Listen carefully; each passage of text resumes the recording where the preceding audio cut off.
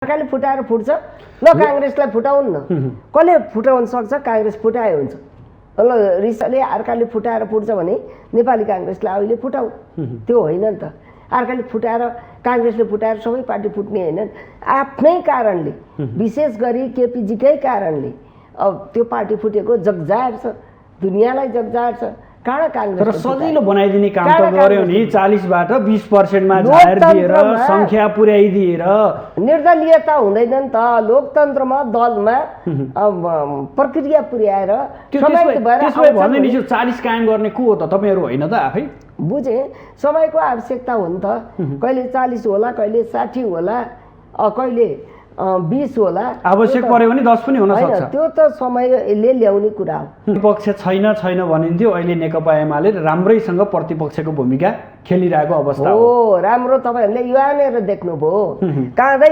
हामीले पनि वेल घेरेका थियौं तर कहाँ चढेर जबरजस्ती गरेर माइक तानेर हिर्काउन खोजेर टाउको फोड्छु भनेर गरेको चाहिँ नि तपाईहरुले सशक्त देख्नुभयो हामीले गलत शालीन भद्र भएर गलत गर्न लागेको बेलामा गएर वेल घेरेर नाराबाजी त हामीले नि त गरे हो नि त्यसलाई चाहिँ नि काङ्ग्रेसले केही गरेन तोडफोडै गर्नुपर्ने हैन गैर संवैधानिकै हुनुपर्ने संवैधानिक हिसाबले नगरेर गैर संवैधानिक हुनुपर्ने मान्छेलाई पिट्नै पर्ने टाउकै फुटाउन पर्ने त्यसमा चाहिँ त काङ्ग्रेस लाग्दैन एक्लै लड्न पर्छ त्यो मेरो आफ्नो पनि माग छ कांग्रेसले कसैसँग गठबन्धन गरेर जाने हैन नेपाली जनताले गठबन्धन सरकारलाई भन्दा कांग्रेसलाई भोट दिन चाहिरहेछ वामपन्थीलाई भोट दिन चाहिरहेछ त्यसकारणले नेपाली कांग्रेस अहिले एक्लै जानुपर्छ यो कुरा महाधिवेशनमा नि उठ्छ र हाम्रो पार्टीभित्र नि उठिरहेछ नेताहरूले त्यो सोचबुझ निकाल्नुहुन्छ यो केपी शर्मा ओलीले ल्याउँदा यहाँहरुले विरोध गरे हैन र भने के त देशै अध्यादेशबाट चलाएको थियो हामी त्यो चाहन्नौं हामी संसदबाट अवरुद्ध छ संसद अवरुद्ध भए पनि हामी संसदैबाट पेलेरै जानु भएको छ त्यहाँ प्रतिपक्षलाई पेल्न नि पेलेको नि होइन उहाँहरूले बालहट गरेपछि के गर्ने पार्टी छुटिसक्यो उहाँहरूको पार्टी छुटे दुईटा भो ल तिनीहरूको लोगो खोज तिनीहरू गैर सांसद हो भनेर भनेपछि त्यो कसरी लोगो खोज्न सकिन्छ कसरी गैर सांसद त्यसले त गर्ला नि त अदालतले फैसला ब्यालेटमा पुरा ब्यालेट थापेर निष्पक्ष चुनाव भइसकेपछि तर कांग्रेसले नै भने आएन त कांग्रेसलाई नै हरायो भनेर त अघिल्लो निर्वाचनमा भनेकै हो नि के रे निर्वाचनमै भने हो नि निर्वाचनमा हो नि अन्तर्घात नभएको भए त हाम्रो पोजिसन त 25 सिट छ प्रतिनिधि सभामा 25 सिट त अन्तर्घात यही हैन त गुडगढ प्रवृत्ति भन्ने हैन गुडगढ प्रवृत्ति भनेको मतलब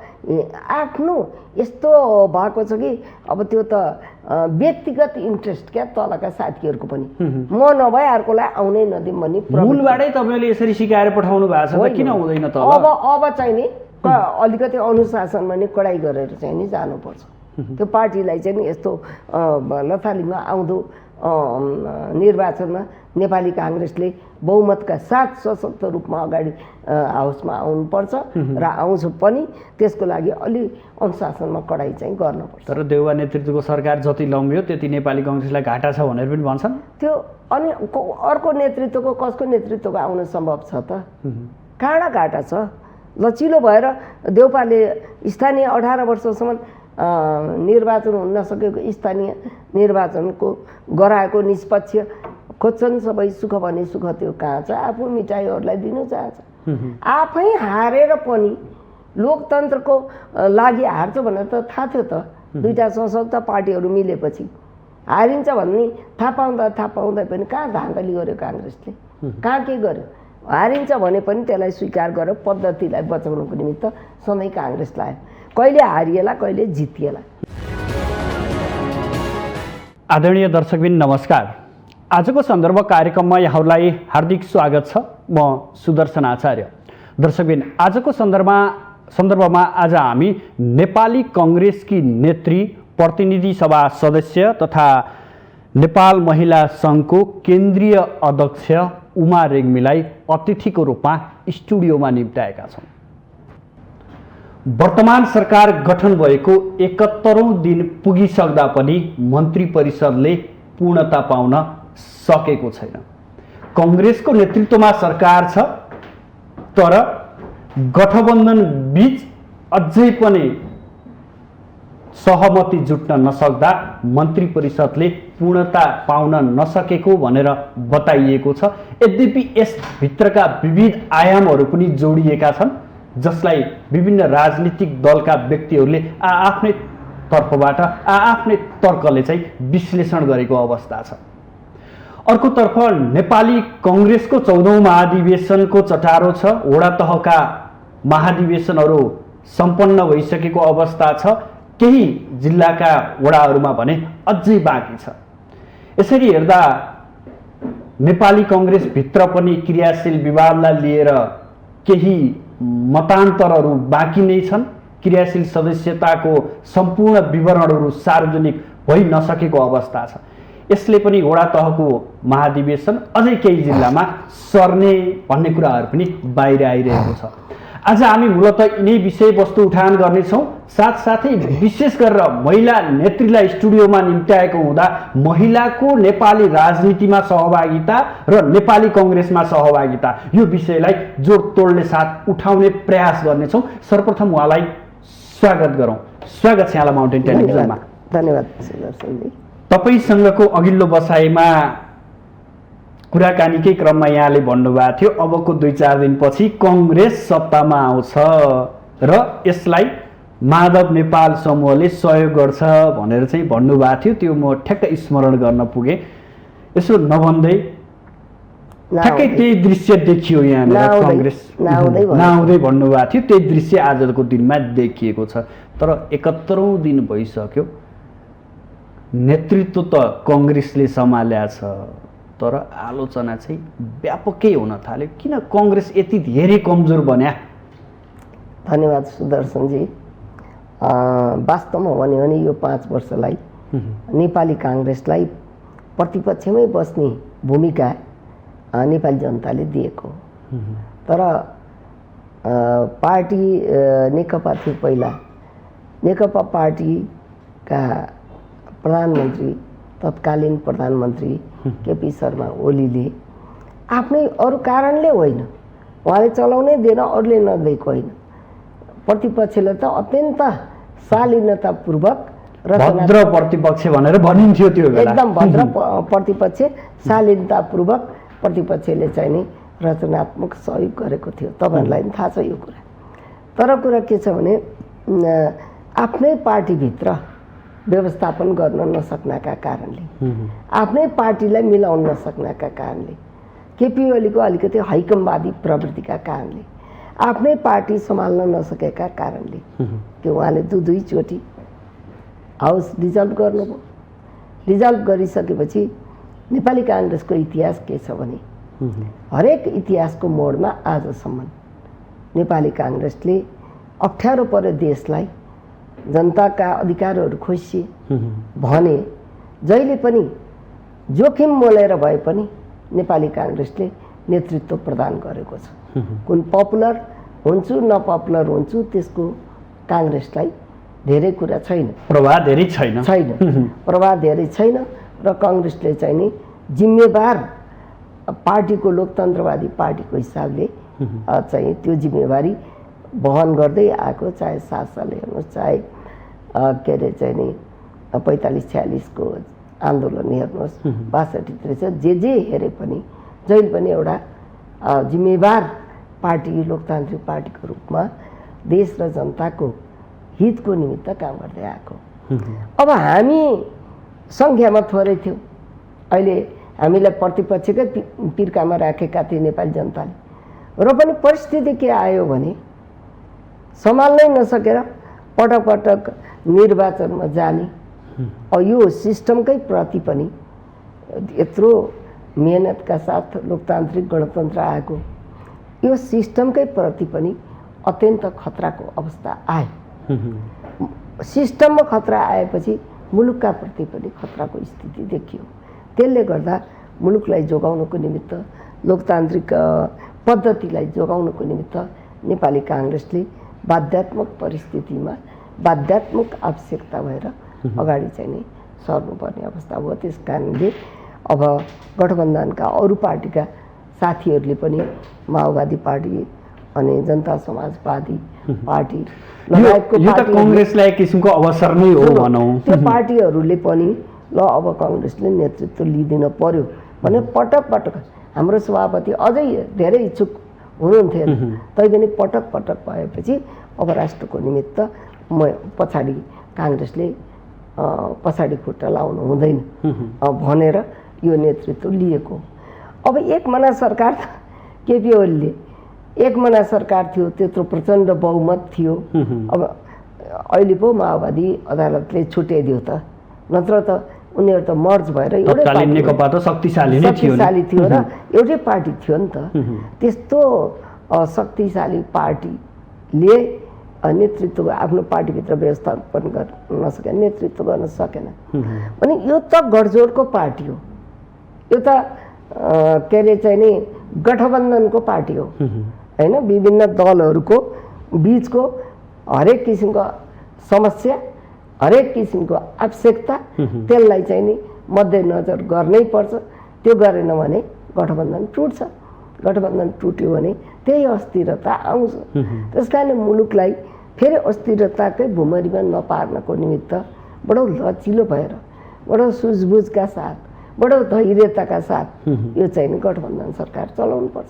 तर सभापति अथवा प्रधानमन्त्री देउवाले अर्को रेकर्ड बनाउँदै हुनुहुन्छ कि सबैभन्दा लामो समयसम्म मन्त्री परिषदलाई पूर्णता दिन नसक्ने प्रधानमन्त्रीको रूपमा फेरि देउवा आउँदै हुनुहुन्छ अगाडि। त्यो पनि गठबन्धनकै कारणले भएको तपाईँहरूलाई थाहा छ। यसरी पन्छिनु त मिल्दैन नि। सहमति भएका पार्टीहरूले त आफूले पाएको सिट त त्यहाँ लिएर राख्न सकिन्थ्यो होला नि त, बढाउन सकिन्थ्यो होला नि त। त्यो चाहिँ पक्कै हो, तर एकैचोटि कसैको मान मर्दन नगरिकन एकैचोटि चाहिँ नि मन्त्री परिषद गठन गरौँ भने कारणले पनि भावनाले एउटा पोजिटिभ थिङ्किङ सकारात्मक भावनाले गर्दाखेरि सबैको अस्तित्वलाई स्वीकार गरेर कसैले पेलाउ नगरिकन अगाडि जाने भनेर चाहिँ यो गठबन्धनलाई बडो राम्रोसँग अगाडि लैजाने सोचका, सकारात्मक सोचका साथ यो ढिलो हुनु गयो। गठबन्धनलाई जोगाउने नाममा यहाँहरूले मन्त्रालयगत कामहरूलाई ठप्प पार्दा हुन्छ उसो भए? होइन, त्यसो होइन, हुँदैन मन्त्रालयगत कामलाई।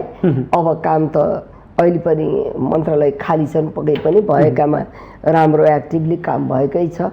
खाली मन्त्रालयहरूमा चाहिँ नि अब प्रधानमन्त्रीले नेतृत्व गर्नुभएको छ, उहाँले निर्देशन दिइराख्नु भएको छ, निर्देशन दिएर चलेको छ।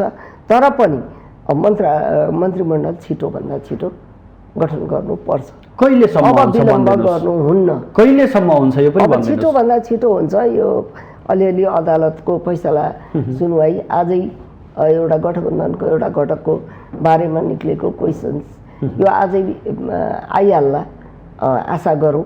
आज पनि सुनवाई भइरहेको छ, त्यसको सायद अलि सिद्धिए छैन होला, तपाईँलाई पनि थाहा छैन त्यसको। त्यो आइसकेपछि धेरै विलम्ब हुन्छ जस्तो लाग्दैन। जब नेपाली कङ्ग्रेसले सत्ता सम्हाल्यो नि तब पार्टी पनि कमजोर भयो, ख्याल गर्नु भएको छ यहाँहरूले? आलोचना कति भइरहेछ नेपाली कङ्ग्रेस? यस्तो हो, जति आलोचना भए पनि केपी ओलीबाट हैरान जनता, केपी ओलीबाट दिक्क, केपी ओली जस्तो गैर जिम्मेवार एमालेको नेतृत्व पछि फुटेर भयो। गैर जिम्मेवार किसिमले चाहिँ नेपाली काङ्ग्रेस छैन। नेपाली काङ्ग्रेसको पहिलो प्राथमिकता जनताको यो कोभिडबाट जीवको सुरक्षा गर्नु, जनतालाई कोभिडबाट बचाउनु, व्यापक रूपमा खोपको आयात गर्नु र खोपको लगाउन दिनु जनतालाई, त्यो पहिलो प्राथमिकता थियो। त्यस कारणले त्यो प्राथमिकतामा हामी चुकेका छैनौँ। नेपाली तर ओली सरकारले त्यति बेला सहमति गरेका देशहरूबाटै आएको खोपले अहिलेसम्म चलाइरहेछ भनेर उहाँहरूले भनिरहनु भएको छ त सार्वजनिक कार्यक्रममा। उहाँहरूले उद्घाटन गरेका सबै योजनाहरू, 3.5 वर्ष उद्घाटन गरेका सबै योजनाहरू पहिला काङ्ग्रेसले सुरुवाती गरेका योजना त हो नि, होइन? त्यो त उहाँहरूले लिएर आएको भए त समस्या हुन्थेन नि। उहाँहरू त ओम्नी काण्डदेखि के काण्डमा त फसिहाल्नुभयो नि, उहाँहरू कमाउन लाग्नुभयो नि त। के अरे चाहिँ नि जनताको जीवको सुरक्षा गर्नुभन्दा। त्यस कारणले हिजो ओढेर आइरहेछ चाइनाबाट, के अमेरिकाबाट चाहिँ नि फेरि मोडर्नाको चाहिँ नि बुकिङ गरिरहेछ। सरकार आएकै दिन 5 अरब यो चाहिँ नि खोपको लागि भनेर सरकारले छुट्याएको छ र त्यो बजेटमा अहिले आएको छ भनेपछि तर आलोचना बढ्दै गयो। वर्तमान सरकारको आलोचना व्यापक बढिरहेछ। बाहिर तपाईँले राम्रोसँग हेर्नुभयो होला, सामाजिक सञ्जालदेखि लिएर विभिन्न सञ्चार माध्यमहरूले पनि वर्तमान सरकारले काम गर्न सकेन, गति लिन सकेन भनेको भनि आलोचना बढाउने काम त फेरि केपी ओलीकै पार्टीबाट बढी मात्रामा चाहिँ नि सामाजिक सञ्जालमा भएको छ नि। तपाईँले राम्रो काम गरिदिने भन्दा आलोचना कहाँबाट हुन्छ गर्ने नगर्न खोजेकै होइन। जति अहिले गरियो 2 महिना त उत्पातै त कहाँ हुन्छ त नि। 3.5 वर्ष केपी ओलीले माखो मारेको होइन। अहिले 2 महिनामा एकदमै सबै कुरा परिवर्तनको अपेक्षा जनता रियल जनताले गरेका छैनन्। यो भएन भएन भएन भनेर भन्ने काम चाहिँ विशेष गरी केपी ओलीकै कार्यकर्ताहरूले यसको चाहिँ नि भएन भन्ने सामाजिक सञ्जाल भर्ने काम चाहिँ नि गरेका छन्। तर यसो भनेर हामीले चाहिँ नि चुप लाएर बस्ने कुरो होइन, बसेको पनि छैन।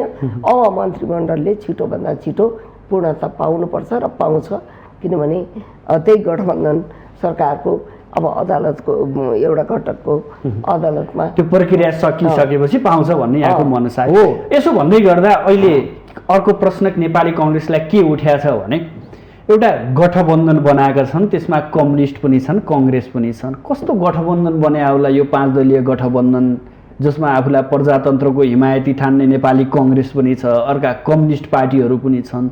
यो गठबन्धन कहिलेसम्म जान्छ र यिनीहरू कहिलेसम्म सत्ता चलाउलान् भन्ने प्रश्न पनि उठिरहेको छ। होइन, यस्तो हो नि त। त्यही कारणले त हामी प्रतिपक्षमा बसिरहेको थियौँ। समयको आवश्यकता भयो, मुलुकको आवश्यकता भयो। त्यस कारणले चाहिँ नि अब गठबन्धन मधेसवादी पार्टी, जनता समाजवादी पार्टी सिद्धान्त र आदर्श त फरक हो नि त। कम्युनिस्ट पार्टी माओवादी उसको पनि फरक हो। अब अहिले एमालेबाटै माधवजी र एमाले फुटेर 2टा पार्टी भएको छ। माधवजीहरूको काङ्ग्रेसको उल्लेख्य काम, वर्तमान सरकारको उल्लेख्य काम भनेको अध्यादेश ल्याएर दल विभाजन गर्नु। त्यो होइन, त्यो समयको बाध्यताको आवश्यकता हो। त्यो दल विभाजन गर्नु हिजो केपी शर्मा ओलीले ल्याउँदा यहाँहरूले विरोध गरे होइन त देशै अध्यादेशबाट चलाएको थियो। हामी त्यो चाहन्नौँ। हामी संसदबाट अवरुद्ध छ। संसद अवरुद्ध भए पनि हामी संसदैबाट पेलेरै जानु भएको छ त्यहाँ प्रतिपक्षलाई। पेल्न नि पेलेको नि होइन। उहाँहरूले बालहट गरेपछि के गर्ने? पार्टी छुटिसक्यो उहाँहरूको। पार्टी छुटे 2टा भयो, ल तिनीहरूको लोगो खोज, तिनीहरू गैर सांसद हो भनेर भनेपछि त्यो कसरी लोगो खोज्न सकिन्छ? कसरी गैर सांसद? त्यसले त गर्ला नि त, अदालतले फैसला। अर्को धब्बा त यहाँहरूलाई लाग्यो भने अध्यादेशबाट नेपाली कङ्ग्रेसले नेकपा एमालेलाई विभाजन गरेको हो भन्ने कङ्ग्रेसलाई त नेकपा एमालेलाई विभाजन गरेको होइन। समाजवादी पार्टी पनि त्यहाँ महन्त ठाकुरहरूलाई पनि अप्ठ्यारो परेको, यता माधवजीहरूलाई पनि अप्ठ्यारो परेको पार्टी गठन गर्न। लोकतन्त्रमा पार्टीहरू बन्छन्, गठन गर्न अप्ठ्यारो भयो भने पार्टी गठन गर्नु त दिनु पर्यो नि त। त्यो एउटा निकास मात्रै दिएको हो। फुटाउने के को इन्टेन्सन? अर्काले फुटाएर फुट्छ, ल काङ्ग्रेसलाई फुटाउनु न। कसले फुटाउन सक्छ? काङ्ग्रेस फुटाए हुन्छ। ल रिसले अर्काले फुटाएर फुट्छ भने नेपाली काङ्ग्रेसलाई अहिले फुटाउ, त्यो होइन नि त। अर्काले फुटाएर काङ्ग्रेसले फुटाएर सबै पार्टी फुट्ने होइनन्। आफ्नै कारणले, विशेष गरी केपीजीकै कारणले अब त्यो पार्टी फुटेको जगजाहेर छ, दुनियाँलाई जगजाहेर छ। कहाँ काङ्ग्रेस तर सजिलो बनाइदिने काम त गर्यो नि। 40बाट 20%मा झाएर दिएर संख्या पुर्याइदिएर निर्दलीयता हुँदैन नि त। लोकतन्त्रमा दलमा प्रक्रिया पुर्याएर भन्ने नि 40 कायम गर्ने को हो त? तपाईँहरू होइन त आफै? बुझे, समयको आवश्यकता हो नि त। कहिले 40 होला, कहिले 60 होला, कहिले 20 होला। आवश्यक पर्यो भने 10 पनि हुन सक्छ। त्यो त समयले ल्याउने कुरा हो। त्यो हामीले ल्याएको कुरा होइन नि त, समयले ल्याएको, परिस्थितिले ल्याएको कुरा हो। र त्यसैमा बाजुहरूले त्यसैलाई अब पार्टी छुट्टिएर गइसक्यो अदालतमा, त्यसको छिनोफानो त उहाँहरूले मुद्दा दिनुभएको छ नि त। आजसम्म सुनवाई छ। आज अदालतको निर्णयलाई त पर्खिनु पर्यो नि। अनि बालहट जस्तो गरेर घेरेर आफूले पनि केही पनि काम नगर्ने अनि बन्धक बनाउने त। अर्को इतिहास नेपाली कङ्ग्रेसको सरकारले रच्यो, बजेट होलिडेको अवस्था सिर्जना भयो देशमा। त्यो पनि एमालेकै कारणले। सबै प्रतिपक्षलाई दोष लगाएर हुन्छ र पास गर्न नदिएपछि के गर्ने त? सहज नदिए वेलसम्म घेरेपछि त अब उहाँहरूले काँधै चढेर जाने जस्तो त हामीले त गर्न भएन। अर्थमन्त्री हामीले दौडेर गएर त बोलिरहनु भएको थियो नि, त्यही भएर पास गरेको भए पनि त हुन्थ्यो नि। अब त्यसमा चाहिँ नि अघिल्लो दिन त्यो भयो, आवश्यकता हुन्छ भनेर अब भोलिपल्ट त उहाँहरू त वेल पुरै उहाँसम्म पुग्नु दौडेर जाने नि थियो। जे होस् काङ्ग्रेस नेतृत्वको सरकारले इतिहास चाहिँ रच्छ।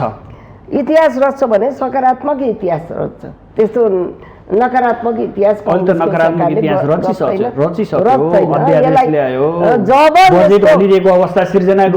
जब यो अहिले चाहिँ नि भइसक्यो त अब पास भयो, त्यसको पनि होलिडे पनि भएन, केही भएन। कहिले कहिले अब त्यस्तो यस्तो परिस्थितिको एमाले सिर्जना गरेका कारणले भएको त्यो कुरा सबै के अरे जनताले बुझ्नु भएको छ, सबैले देशको नागरिकले बुझ्नु भएको छ।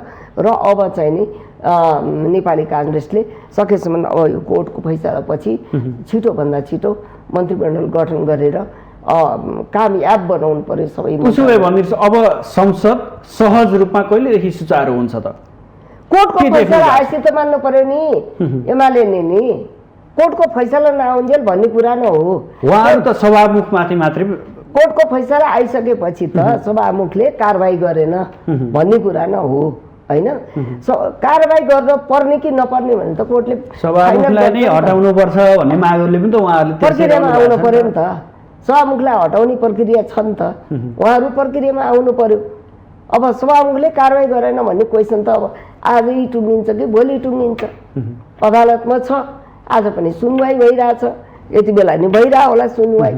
त्यो कुरा टुङ्गिसकेपछि संसदमा प्रतिपक्ष छैन भनिन्थ्यो, अहिले नेकपा एमाले राम्रैसँग प्रतिपक्षको भूमिका खेलिरहेको अवस्था हो। राम्रो तपाईँहरूले यहाँनिर देख्नुभयो, काँधै हामीले पनि वेल घेरेका थियौँ, तर कहाँ चढेर जबरजस्ती गरेर माइक तानेर हिर्काउन खोजेर टाउको फोड्छु भनेर गरेको चाहिँ नि तपाईँहरूले सशक्त देख्नुभयो। हामीले गलत गर्न लागेको बेलामा गएर वेल घेरेर नाराबाजी त हामीले नि त गरे हो नि। त्यसलाई चाहिँ नि काङ्ग्रेसले केही गरेन, तोडफोडै गर्नुपर्ने होइन, गैर संवैधानिकै हुनुपर्ने, संवैधानिक हिसाबले नगरेर गैर संवैधानिक हुनुपर्ने, मान्छेलाई पिट्नै पर्ने, टाउकै फुटाउन पर्ने, त्यसमा चाहिँ त काङ्ग्रेस लागेन त्यसमा। अब प्रसङ्ग बदलौँ। हजुर, अब कङ्ग्रेसको 14औं महाधिवेशनको चटारो छ, वडा अधिवेशनहरू भइरहेको अवस्था छ। यद्यपि केही जिल्लामा अझै पनि क्रियाशील सदस्यताको नाम चाहिँ सार्वजनिक गर्न नसकिएको अवस्था छ। समग्रमा अहिलेसम्म भएको जिल्लाका ती वडा तहको अधिवेशनलाई हेर्दै गर्दा माहौल कस्तो पाउनुभयो? कस्तो भइरहेछ अधिवेशन? उत्साहित हुनुहुन्छ साथीहरू, एकदमै उत्साहित भएको माहौल पाएको छु। सहभागिता राम्रो छ, सहभागिता राम्रो छ र उत्साहित हुनुभएको छ। हरेकले हरेक तहमा आफ्नो उम्मेदवारी दिनुभएको छ र यो लगभग 5.5 वर्ष भइसक्यो हाम्रो अधिवेशन नभएको। त्यसले गर्दा साथीहरू कहिले होला भनेर व्यग्र प्रतीक्षा गरिरहनु भएको थियो।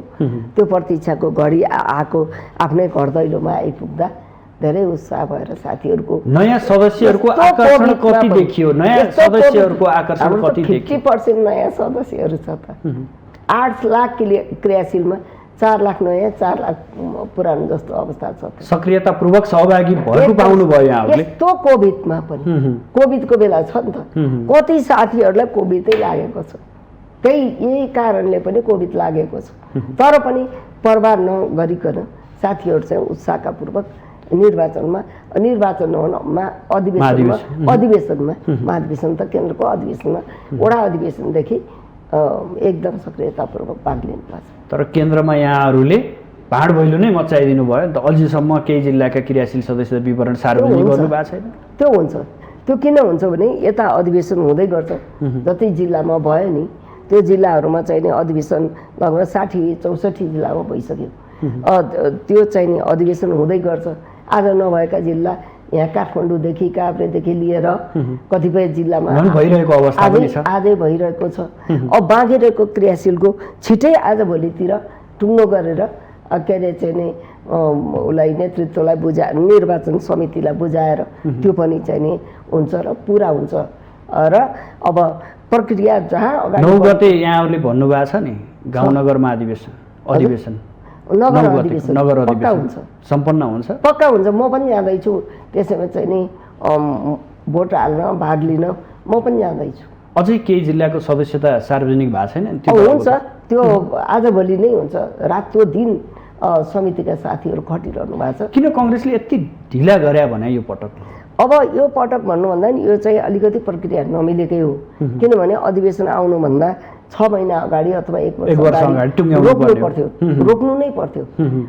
यो चाहिँ नि क्रियाशील दिने परिपाटी चाहिँ रोक्नुपर्छ र यो विधानमा अब स्ट्रङली लेखेर रोकेर यो चुनावको मुखैमा गएर अधिवेशनको मुखैमा गएर गर्दाखेरि अब धेरै आफूलाई जित्नका निमित्त पनि साथीहरूले चाहिँ नि अब सब 101 एक्टिभ साथीहरू छन्।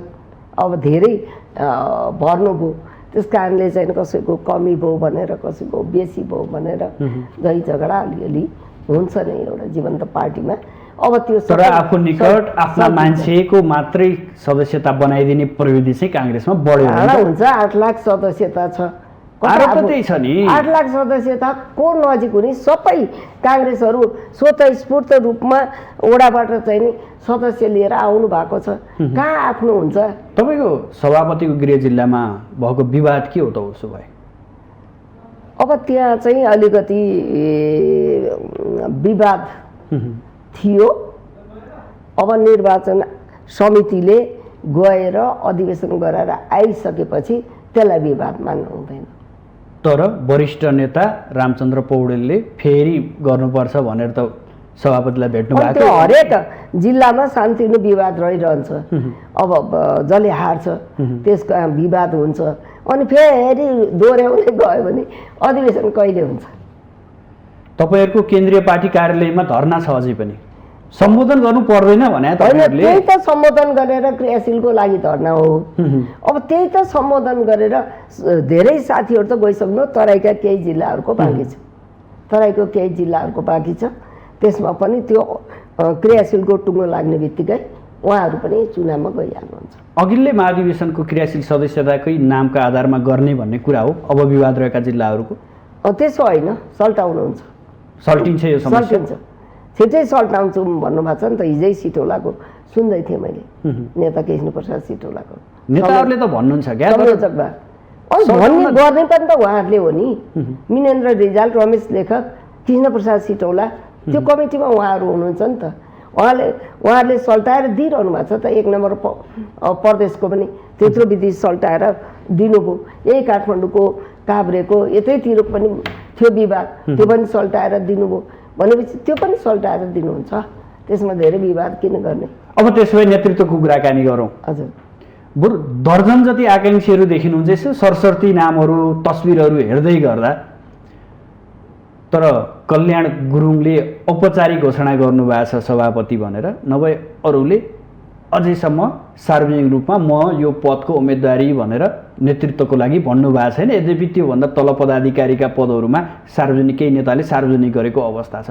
अबको कङ्ग्रेसको नेतृत्व कस्तो आउनुपर्छ र नीति कस्तो हुनुपर्छ? तपाईँले थाहै पाउनु भएको रहेछ, शशाङ्क कोइराला महामन्त्रीले आफ्नै जिल्लामा गएर घोषणा गरिसक्नु हो म सभापति भनेर। उहाँले पनि घोषणा, तर उहाँले के भन्नुभएको छ? अझै पनि हामी सहमति गर्न सक्छौँ, हामी एक हुन सक्छौँ र एउटा उम्मेदवार बनाउन सक्छौँ पनि भन्नुभएको छ। फेरि घोषणा पनि गर्नुभयो। तपाईँले मैले सोधेँ, यहाँले गर्नुभएको पक्का पक्की हो भने पक्का पक्की हो भन्नुभयो मसँग त।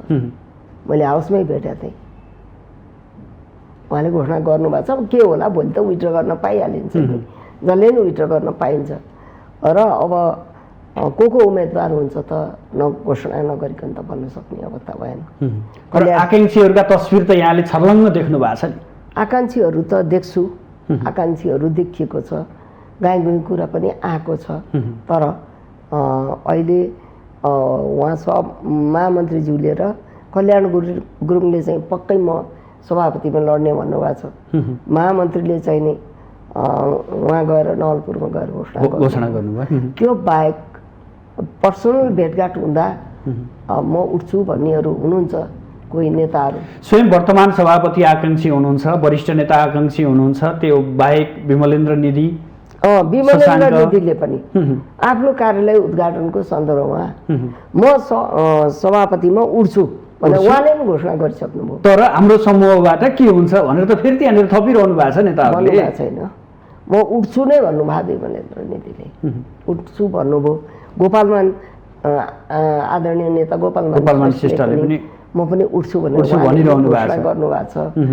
अब सभापतिज्यू उठ्ने नै बुझ्छु मैले, वरिष्ठ नेता नि पक्कै उठ्नु होला होइन। अब अरू पनि नाम सुनेको, शेखर कोइराला उठ्ने अरे, प्रकाश मानसिंह उठ्ने भनेको पनि मैले सुनेको हुँ। तर अब डिक्लेयर गरेर अगाडि आएपछि थाहा लाग्ला। तर नेतृत्व कस्तो आउनुपर्छ भन्ने कुरा हो। वर्तमान सभापतिले आकाङ्क्षी देखाइरहँदा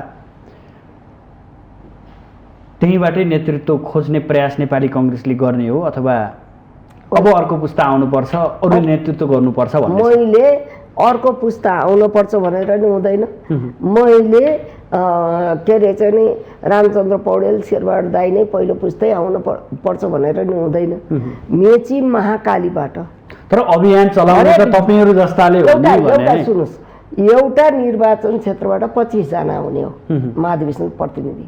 त्यो 25 जनाका दरले हरेक निर्वाचन क्षेत्रबाट चुनिएर आएका महाधिवेशन प्रतिनिधिहरूले निर्णय गर्ने कुरा हो।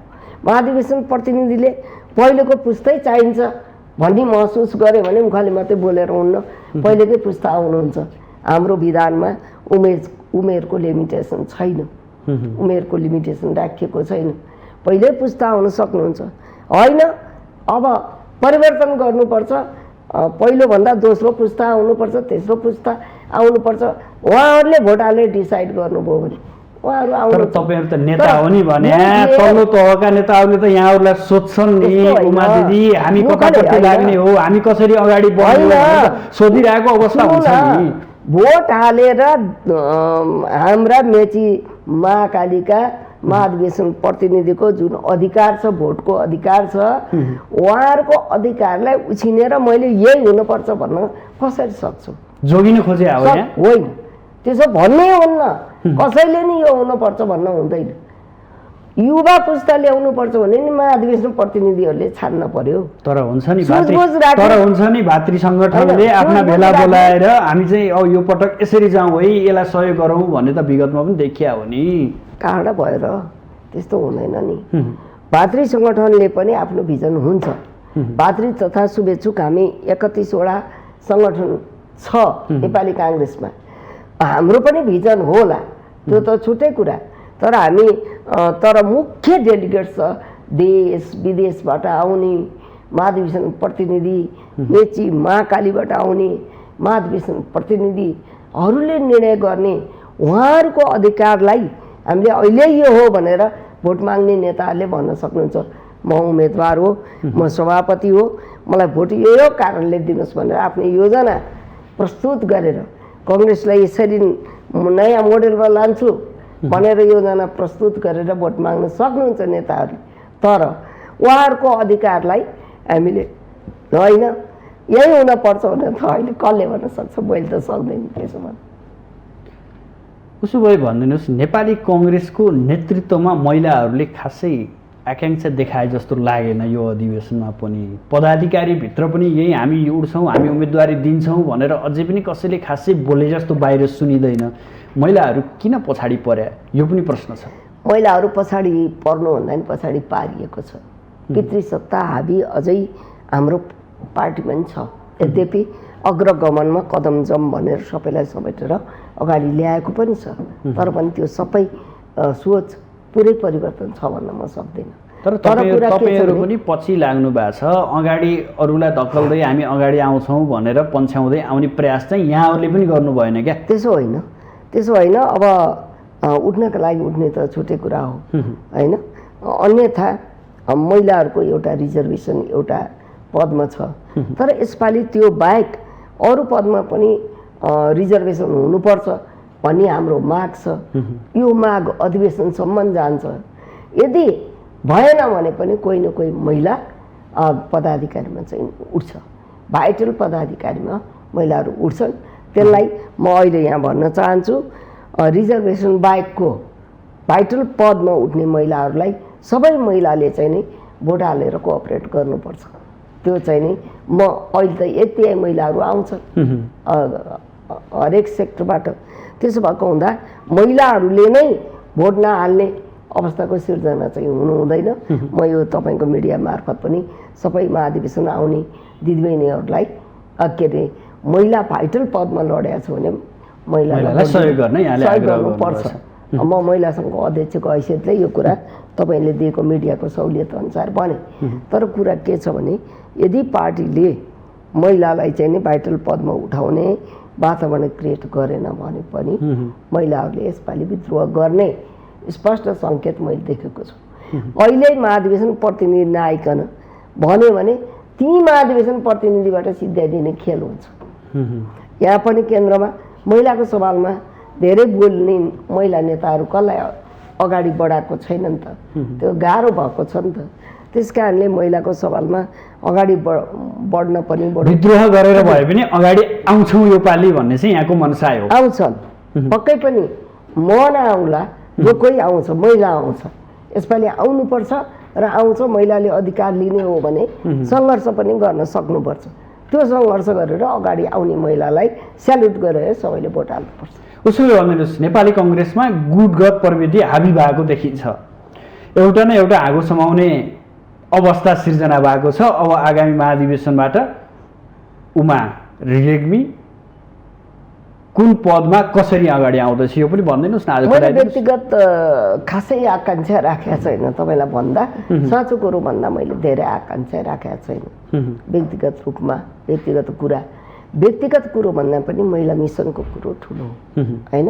त्यस कारणले महिलाहरू आउनुपर्छ भन्दा मै आउनुपर्छ भन्ने कुरो पनि होइन। म बाहेक अरू महिला आउन पनि हुन्छ। तपाईँ त अध्यक्ष, तपाईँलाई अगाडि पनि सारा होलान्, छलफलहरू भएको छैनन् भने बुझेँ। अध्यक्षै अगाडि आउनुपर्छ भन्ने पनि छैन होइन। हाम्रो मङ्गला भाउजू त्यत्रो चाहिँ नि महिला नेता होइन, उहाँ चाहिँ नि वास्तवमा भन्यो भने एकचोटि सांसद पनि नभइकन उहाँ चाहिँ नि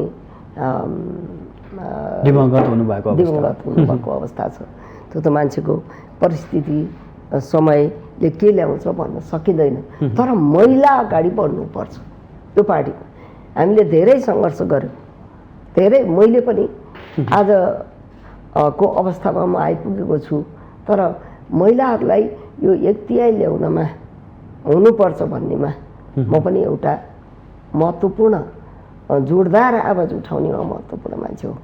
त्यस कारणले महिलाहरू यतिमा सीमित हुनु हुँदैन भन्ने क्लियर कट आइडिया मेरो छ। व्यक्तिगत रूपमा म उठ्दिनँ त्यो कुरा होइन। तर महिलाहरूले अब आएका नयाँ पिँढीहरूले त्यो हिम्मत गर्नु पर्यो, विद्रोह गर्ने हिम्मत गर्नु पर्यो र महिला मिसनलाई अगाडि लैजाने हिम्मत गर्नु पर्यो। हामीले मात्रै अगाडि सधैँ लगिरहेर त हुँदैन नि त, अर्को पिँढीले पनि आएर अगाडि लैजानु पर्यो। त्यसको लागि यहाँले साथ सहयोग दिन तयार पक्कै पनि साथ सहयोग दिन म तयार छु। यसो भन्दै गर्दा यो गुटगत हाबी भयो क्या नेपाली कङ्ग्रेसभित्र। यसले त कालान्तरमा अझै कङ्ग्रेसलाई कमजोर बनाउने पो हो कि भन्ने चिन्ता पनि व्यक्त गर्न थालियो। अनि तपाईँलाई भनौँ गुटगत हाबी भएको नेपाली कङ्ग्रेसमा मात्रै हो, अरू पार्टीमा छैन। अरूको चिन्ता नलिनु भने तपाईँले एउटा लोकतन्त्रवादी पार्टीमा होइन के अरे चाहिँ नि गुट हुने अथवा प्यानल गरेर त पार्टीभित्रको निर्वाचनमा त अमेरिकामा त प्राइमरी इलेक्सनमा प्यानल उठ्छ हो कि होइन। भने यहाँ पनि एउटै कङ्ग्रेसभित्र पनि प्यानल होला, महाधिवेशनलाई मात्रै गुट होला त्यो स्वीकार्य होला। तर यहाँ सत्ता सञ्चालनदेखि लिएर भागबण्डाका हरेक कुरामा होइन त्यस्तो छैन। समझदारीपूर्वकै काम भइरहेको छ होइन। टिकट बाँड्दा पनि सबै रामचन्द्र दाईहरू, आदरणीय शेरबहादुर दाई, आदरणीय रामचन्द्र दाई सबै मिलेर बसेर टिकट बाँडेको हो। यहाँ त स्पष्ट देख्नु भएको छ नि, भातृ सङ्गठन, विद्यार्थी सङ्गठनको त्यो पदाधिकारीको कुरादेखि लिएर त्यहाँ भागवण्डाका कुरादेखि लिएर हरेक कुरामा भागवण्डाले कति समय रोकेको अवस्था थियो। महिला सङ्घ त निर्वाचन लडेरै आएको, निर्वाचित भएरै आएको। मैले तपाईँहरूमाथि भनेको छैन। अन्य भातृ सङ्गठनको अवस्था पनि त हेर्नु न, त्यहाँनिर भागवण्डै नमिलेका कारण आजको दिनसम्म कस्तो अवस्था छ। अब अधिवेशनै गर्ने बेला भयो सबै भातृ सङ्गठनको। यो पार्टीको अधिवेशन पछि सबै भातृ सङ्गठनको अधिवेशन हुन्छ त्यस कारणले यसलाई धेरै क्वेसन गरिरहनु पर्ने अवस्था अनि छैन। सरकारमा जाने कुरा पनि त त्यस्तै छ नि, देउबाबाट फल्नु गयो, अब रामचन्द्र पौडेलबाट आउनुपर्छ, सिटौलाबाट आउनुपर्छ, हामीले मन्त्री त्यो त पाउनुपर्छ। ब्यालेन्स त मिलाउनु पर्यो नि त, सभापतिले मिलाउनुहुन्छ त्यो ब्यालेन्स, प्रधानमन्त्रीज्यूले आफ्नो पार्टीभित्रको ब्यालेन्स मिलाउन नसके त के को यो हालत भयो पार्टीको भने हामी त्यो हालतमा पुग्न चाहन्नौँ, जसको कारण पार्टी त कमजोर भएको छ नि। यहाँले त यो त स्वीकार्नुहुन्छ नि। होइन त्यस्तरी पेलेर जाँदैन नेपाली काङ्ग्रेस। सबैको अस्तित्वलाई स्वीकार गरेर लिएर जाने प्रवृत्ति चाहिँ नेपाली काङ्ग्रेसमा छ। यदि पेलेर जान थाल्यो भने फेरि पार्टी चाहिँ खतरामा पुग्छ नि त। पेल्नु हुँदैन नि, डेमोक्रेटहरूले पेलेर जानु हुँदैन नि। त्यसो भएको हुँदा सबैलाई मिलाएर लिएर जानु त त्यो सभापतिज्यूको, आदरणीय सभापति सम्मानीय प्रधानमन्त्रीज्यूको कौशलता पनि हो नि, त्यसलाई कमजोरी त भन्नु भएन नि। तपाईँले यसो भन्दै गर्दा एकजना सांसदले, काङ्ग्रेसका सांसदले राजीनामा दिएको बुझाएको अवस्था पनि त हो नि, डाक्टर अमरेश कुमार सिंहले। अब त्यस्तो कुन प्रसङ्गमा उहाँले कहिले अब त्यो गर्नुभयो त्यो अर्को कुरा हो। तर कङ्ग्रेसको कल्चर भनेको, कङ्ग्रेसको संस्कृति भनेको, कङ्ग्रेसको सिद्धान्त भनेको सबैलाई। तर पछिल्लो दिनमा त्यो छैन क्या, कङ्ग्रेसभित्र आन्तरिक अन्तरसङ्घर्ष व्यापक छ, एकले अर्काले खुट्टा तान्ने प्रवृत्ति अझै पनि छ। देख्नुभयो बढीभन्दा बढी त अहिले हुने नै अधिवेशन लागेको छ, त्यही भएर यहाँले स्पष्ट पनि बोल्न खासै चाहनु भएको छैन, यो अर्थमा पनि लेलान फेरि। होइन म त त्यस्तो धेरै आकाङ्क्षी नै छैन, त्यस कारणले मलाई जित हार बढी आकाङ्क्षाको कुरा छैन। तर पनि कुरा के छ भने अधिवेशन लागेको समयमा मुखा आइसक्यो अधिवेशन, यो अवस्थामा बढी धेरै बोल्नु पनि हुँदैन। आफू धेरै बोल्न हुन्न, होइन आफू अगाडि जाऊ भनेर गुट चलाउने भनेको स्वाभाविकै हो। धेरै उपगुट चाहिँ हुनु हुँदैन, अलिअलि उपगुटहरू पनि छन्। मत्थर भइदिए त हुन्थ्यो नि, तर हुँदैन भन्ने कुरा नि। महाधिवेशन पछि यिनै गुटहरू झाँगिएर बार्गेनिङका कुरा पार्टीभित्र पार्टी बाहिर। सुन्नुहोस् न, लोकतन्त्रवादी पार्टीले चुनावमा गइसकेपछि आफ्नो महाधिवेशनमा ब्यालेटमा पुरा ब्यालेट थापेर निष्पक्ष चुनाव भइसकेपछि। तर कङ्ग्रेसले नै भने आएन त, कङ्ग्रेसलाई नै हरायो भनेर त अघिल्लो निर्वाचनमा निर्वाचनमा हो नि। अन्तर्घात नभएको भए त हाम्रो पोजिसन त 25 सिट छ, प्रतिनिधि सभामा 25 सिट त अन्तर्घात। यही होइन त गुटगट प्रवृत्ति भन्ने? होइन, गुटगट प्रवृत्ति भनेको मतलब आफ्नो यस्तो भएको छ कि अब त्यो त व्यक्तिगत इन्ट्रेस्ट क्या, तलका साथीहरूको पनि म नभए अर्कोलाई आउनै नदिउँ भन्ने मूलबाटै तपाईँले यसरी सिकाएर पठाउनु भएको छ, किन हुँदैन त? अब चाहिँ नि अलिकति अनुशासनमा नि कडाइ गरेर चाहिँ नि जानुपर्छ। त्यो पार्टीलाई चाहिँ नि यस्तो लथालिङमा आउँदो निर्वाचनमा नेपाली काङ्ग्रेसले बहुमतका साथ सशक्त रूपमा अगाडि हाउसमा आउनुपर्छ र आउँछ पनि। त्यसको लागि अलि अनुशासनमा कडाइ चाहिँ गर्नुपर्छ। तर देउवा नेतृत्वको सरकार जति लम्ब्यो त्यति नेपाली काङ्ग्रेसलाई घाटा छ भनेर पनि भन्छन् त्यो। अनि अर्को नेतृत्वको, कसको नेतृत्वको आउन सम्भव छ त? काँडा घाटा छ। लचिलो भएर देउपाले स्थानीय 18 वर्षसम्म निर्वाचन हुन नसकेको स्थानीय निर्वाचनको गराएको निष्पक्ष खोज्छन् सबै सुख भने सुख त्यो कहाँ छ? आफू मिठाईहरूलाई दिनु चाहन्छ। आफै हारेर पनि लोकतन्त्रको लागि हार्छ भनेर त थाहा थियो त। दुईटा सशक्त पार्टीहरू मिलेपछि हारिन्छ भन्ने थाहा पाउँदा पनि कहाँ धाँधली गर्यो काङ्ग्रेसले? कहाँ के गर्यो? हारिन्छ भने पनि त्यसलाई स्वीकार गरेर पद्धतिलाई बचाउनुको निमित्त सधैँ काङ्ग्रेस लाग्यो। कहिले हारिएला कहिले जितिएला, पद्धतिमा लोकतान्त्रिक पद्धतिमा ब्यालेटमा विश्वास गरेपछि त्यसलाई ठुलो कुरो मान्न हुँदैन। काङ्ग्रेसले त्यसलाई ठुलो कुरो मान्दैन। उसो भए आजको दिनमा कङ्ग्रेस बिपी पथमा हिँडेको छ, बिपी विचारमा छ। अलिकति तितर भएको छ गिर्जा गोपालदेखि, तर अब बिपी पथमा हिँड्नै पर्छ नेपाली काङ्ग्रेसले। बिपी पथमा हिँड्यो भने काङ्ग्रेसले ठिक गन्तव्यमा पुग्न सक्छ। बिपी पथमा हिँडेन भने काङ्ग्रेस गन्तव्यमा अझै पुग्न गाह्रो। बिपी विचारमा हिँडेन भनेर अन्य बिपी कङ्ग्रेस लगायतका केही समूह सङ्गठनहरू पार्टीहरू नै गठन भएका छन्। तपाईँहरू अब फेरि बिपीमा हिँड्छौँ भन्नुभएको छ। तपाईँहरू त बिपी पथलाई, बिपी विचारलाई त आज बिर्सिनु भयो। बिर्सेकै होइन। अब के हुन्छ भने जाँदै आउँदै 48 सालमा मैले यस्तो तितो नेताहरूप्रति हार्दिक श्रद्धाञ्जली, तितो कुरा गर्ने कुरा छैन। तर गिर्जाउकै समयदेखि अलिकति बिपीको विचारधारा ओझेलमा परेको हो। त्यसलाई अब सशक्त रूपमा अब त्यसलाई सुधार गरेर लिएर जानुपर्छ, यति भन्न चाहन्छु। जानुपर्छ होइन क्या, तपाईँहरू किन यति कमजोर बन्नुहुन्छ भने हामी जान्छौँ, यसरी जान्छौँ, यसरी अगाडि बढ्दैछौँ, यसो गर्दैछौँ भनेर भन्न किन सक्दैन नेपाली कङ्ग्रेस? पार्टी बिपी विचारधारा अपनाएर अब सशक्त रूपमा जब हाउसमा आउँछ, अहिलेको त गठबन्धन छ त, यस्तो परिस्थितिमा हामी छौँ, अहिले बिपीको विचार सबै बोक्न सक्छौँ भनेर भन्न सक्दैनौँ। यो त गठबन्धनको विचार हो। काङ्ग्रेसको विचार काङ्ग्रेसको घोषणापत्रले मात्रै पनि हुँदैन, माओवादीको घोषणापत्र र माओवादीको विचारले पनि हुँदैन, एकीकृत समाजवादीको विचारबाट मात्रै पनि हुँदैन, जनता समाजवादीको विचारबाट पनि हुँदैन, लोकतान्त्रिक समाजवाद पार्टी छ महन्तजीहरूको, त्यसको विचारले सबैको समायोजन गरेर अहिले त यो 1-1.5 वर्ष 16-17 महिना बाँकी छ, अर्ली इलेक्सन। आगामी निर्वाचनमा नेपाली कङ्ग्रेसलाई पहिलो पार्टी बनाउन सक्नुहुन्छ यहाँहरूले?